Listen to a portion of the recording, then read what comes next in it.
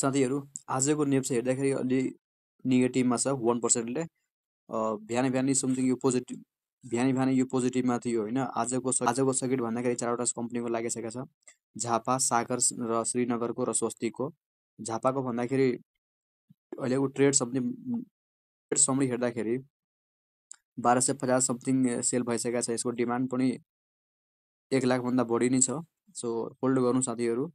सागरको पनि डिमान्ड यसमा अहिले हेर्दाखेरि 1,32,000 को करिबमा अहिले डिमान्ड छ होइन। यसको ट्रेड समरी हेर्दाखेरि 2560 समथिङ सेल भइसकेका छ। यो यति सेल नहुनुपर्ने, तैपनि यो सेल भइसकेका छ। यिनीहरू होल्ड गर्नको ट्राई गर्नु, साथीहरूलाई सेयर गर्नु। सेलको पनि श्रीनगरको हेर्दाखेरि ट्रेड समरी 630 किता समथिङ सेल भइसकेका छ। यसको डिमान्ड हेर्दाखेरि 1,39,000 को करिबमा छ डिमान्ड।